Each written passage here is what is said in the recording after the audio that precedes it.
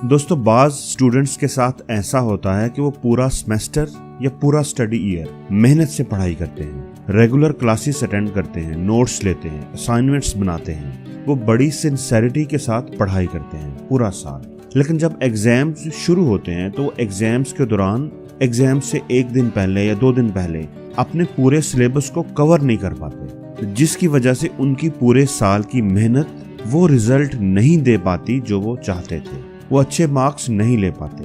जैसे अगर कल आपका एग्जाम है, अब पूरा साल या पूरा सेमेस्टर तो आपने खूब तैयारी की है, लेकिन वो तैयारी सही मानों में तो तभी काम आएगी जब आप उस एक दिन में अपने पूरे सिलेबस को कवर करके जाएंगे, रिवाइज करके जाएंगे, जो कुछ आपने पढ़ा था पूरा साल पूरा सेमेस्टर उसको रिफ्रेश करके जाएंगे। लेकिन अगर आप ऐसा नहीं कर पाएंगे तो आपके लिए अच्छे मार्क्स लेना मुश्किल हो जाएगा। तो दोस्तों आज की इस वीडियो में मैं आपको 5 ऐसी बिल्कुल ही आसान लेकिन जबरदस्त टिप्स बताऊंगा जिन पर अमल करके आप अपने पूरे सिलेबस को बहुत थोड़े टाइम में रिवाइज कर सकेंगे, कवर कर सकेंगे। दोस्तों इन टिप्स को आप अपने मंथली टेस्ट या किसी भी टेस्ट में भी इस्तेमाल कर सकते हैं, तो मेरे साथ रहिएगा क्योंकि इसमें आप ही का फायदा है।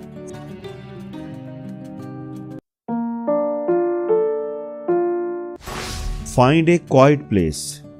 तो सबसे पहली बात कि हमेशा पढ़ाई करने की एक मखसूस जगह बनाइए। एक ऐसी जगह चूज करें जहां पर आप कंफर्टेबल हों, जहां पर शोर कम हो। किसी भी नई जगह पर बैठकर मत पढ़िए, इससे आपका ध्यान इधर उधर जाएगा, आप उस जगह की चीजों को एक्सप्लोर करने में लगे रहेंगे। और दूसरा ये कि आपने अलग बैठकर पढ़ना है, सबके दरमियान नहीं बैठना, किसी के साथ भी नहीं बैठना।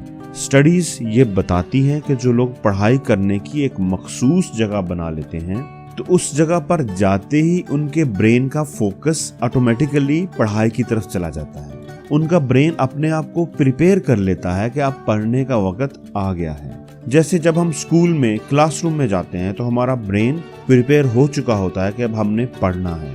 इसी तरह प्लेग्राउंड में जाते ही बाकी चीजें हमारे ज़हन से निकल जाती हैं और हमारा तकरीबन सारा ध्यान खेल पर ही होता है, 80% तो होता ही है। इसी तरह जब आप पढ़ने की एक मखसूस जगह फिक्स कर लेंगे तो उस जगह पर जाने पर आपका दिमाग समझ जाएगा कि अब पढ़ने की बारी है और उसका फोकस ऑटोमेटिकली पढ़ाई पर चला जाएगा और ये चीज आपकी प्रोडक्टिविटी को बढ़ा देगी। Bring all necessary belongings. दोस्तों ये बात बड़ी अहम है। अक्सर स्टूडेंट्स जब पढ़ने के लिए बैठते हैं तो कहने को तो वो घंटों पढ़ते रहते हैं, लेकिन उनकी प्रोडक्टिविटी बहुत कम होती है। उसकी वजह ये कि वो अपने आप को छोटी छोटी चीजों में उलझाए रखते हैं। दोस्तों जब भी आप पढ़ने के लिए बैठें तो आप इस चीज की तसल्ली कर लें, 100% तसल्ली कर लें कि पढ़ाई से रिलेटेड हर चीज छोटी से छोटी और बड़ी से बड़ी आपके पास होनी चाहिए, आपके टेबल पर होनी चाहिए। आपकी books, helping books, notes, notebooks, pencils, किसी दोस्त से कोई चीज लेनी है वो ले लें, बाजार से कुछ लाना है मंगवा लें। पढ़ाई के दौरान आपको उठना ना पड़े, आपको कोई चीज, कोई इंफॉर्मेशन सर्च ना करनी पड़े, किसी साइट पर ना जाना पड़े, किसी दोस्त से कुछ पूछना ना पड़े। दोस्तों याद रखें, पढ़ाई के दौरान अगर आप चीजों को ढूंढने में लग गए, अगर आपने ये सोच लिया कि यार फलां दोस्त से ये बात ना पूछ लूं, और आप समझेंगे कि ये चीज तो पढ़ाई का ही हिस्सा है, लेकिन दोस्तों 1 मिनट की बात भी आपके फोकस और कंसंट्रेशन को टोटली खत्म कर देगी, आपका ध्यान बटा देगी, आपका टाइम बर्बाद कर देगी और आपको पता भी नहीं चलेगा। Review your whole syllabus. आमतौर पर स्टूडेंट्स ऐसा करते हैं कि जब भी रिवीजन शुरू करते हैं तो हमेशा पहले चैप्टर से ही स्टार्ट करते हैं। आपने ऐसा नहीं करना। जब सारी चीजें आपके पास आ जाएं तो आपने एक काम करना है और वो ये कि पूरे सिलेबस को एक दफा रिव्यू करना है, नोट करना है कि कौन सा चैप्टर ज्यादा अहम है और कौन सा कम, किसकी मार्क्स वेटेज ज्यादा है और किसकी कम।